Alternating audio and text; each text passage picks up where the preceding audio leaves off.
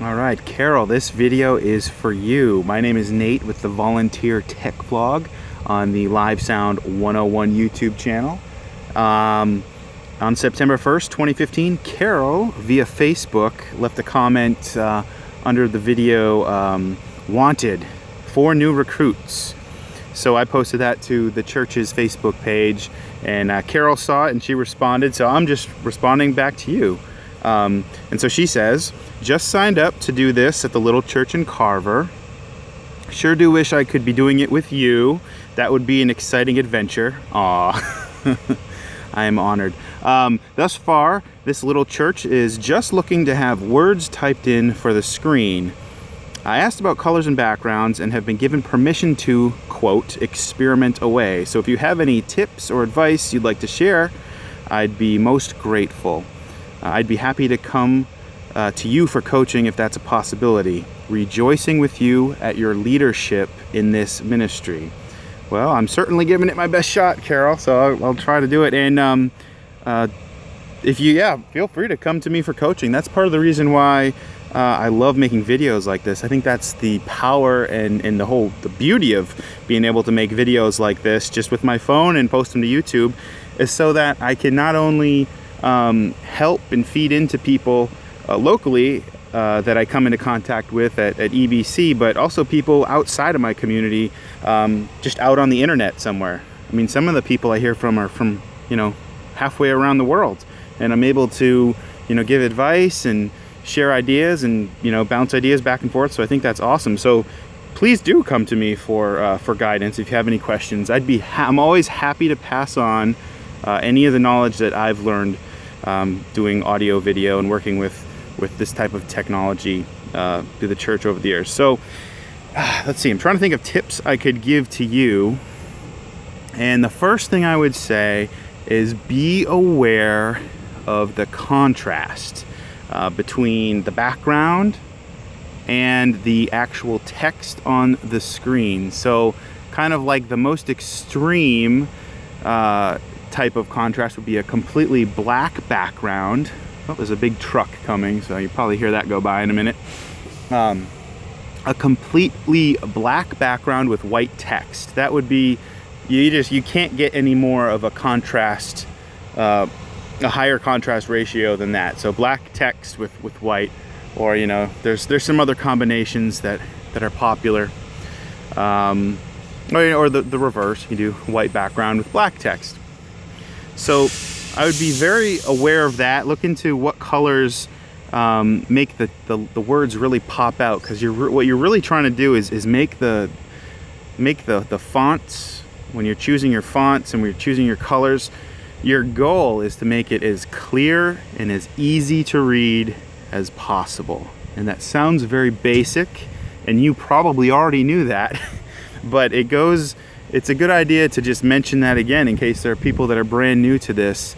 You want to be able to read the words. You don't want to have to make people think about it or have them focus on a crazy font. You want them to just focus on the meanings of the words and actually worshiping and singing. So that's number one with colors and backgrounds. That's a good starting point. There's a lot you could say on this, and there's people that are a lot smarter than me that can talk about this, but that's a good place to start. So let me know what you think about that. The other thing I would pay very close attention to when, right along those same lines as making sure you're going for clarity and being able to read things clearly, is the size of the text. This is a very important choice that, as the person who's typing in words, needs to be cognizant of. And that is, what is the absolute minimum text size you can get away with and still be clear, still be able to have this ability to clearly read the text from the back of the room. So what you want to do is think of the person in your congregation that has the worst eyesight, and imagine that they're sitting at the very back in the nosebleeds, the furthest away from the screen. You want every slide you create to be easily visible to be clearly read by that person sitting in the back of the room. And you might think, well, okay, I get that, but how do I make that happen? There's a rule of thumb. If you're not aware of this rule of thumb, I'll mention that to you. And this is something that you should probably do once. You might need a buddy or a helper to help you out with. You might need a ladder. Carol, I'm not sure if you have an LCD screen, like a TV screen that you guys are using, or if you have a projected image that's on a projection screen. So it might not be easily accessible, but one of the things you can do is just make a blank slide. Someday when nobody's around, you're in there doing your prep work, or you come in early one day, make a blank slide and type out the text, "This is a test." Just type that out, "This is a test." And what I want you to do is get a ruler and walk up to the screen. And you might need a ladder, you might need a helper. Definitely be safe about this. If you're not comfortable going up on a ladder or you can't reach it, get up there on a ladder and measure the height of that text, whatever that is. Now, I didn't tell you what size font to use, because that's somewhat irrelevant as long as you're consistent. At least that'll come into play after. So I want you to measure the height now. So you've got that text up there, it says "This is a test." So that height might be 1 inch tall. Well, in the world of audio-visual technology and presentation technology, there's a rule called the 150-to-1 rule. So however high that text is, if it's 1 inch high, you multiply that by 150, and that is the furthest distance that somebody can sit at the back of the sanctuary and still be able to clearly read that. Now that's a blanket ballpark rule. There's actually a whole nother set of rules when you get into different types of viewing. If you want to read maybe a medical image or a technical drawing, there's different sets of rules and guidelines depending on the type of presentation you're looking at. But for church purposes, the 150-to-1 rule is a pretty good rule of thumb.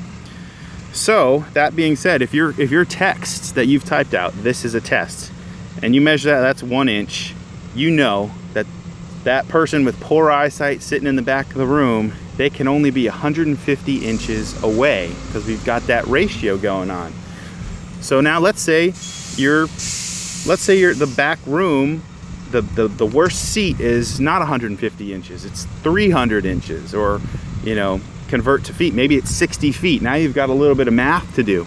But that's basically, when you asked for tips or advice, that's one of the things I would highly recommend, is taking some time to figure out that absolute minimum size of text that can still be read clearly at the back of the room, and then making sure that's written down somewhere and you adhere to that week in and week out. When you start building templates and creating songs and transitions, you don't want to build a big database of text sizes that aren't clearly visible. So if you're just starting out and nobody has given you that little pep talk, that is the first thing I would say to do. And Carol, I'm excited for you. Good for you for stepping up and pitching in. I think you're gonna do great. And if you have any questions, please feel free. That's the whole reason why I'm doing these YouTube videos, is to interact with people just like you. Whether you're down in Carver, or you're right down the street and you go to EBC. So anyway, I hope you found this video helpful, and good luck. Hope to hear from you soon. Bye.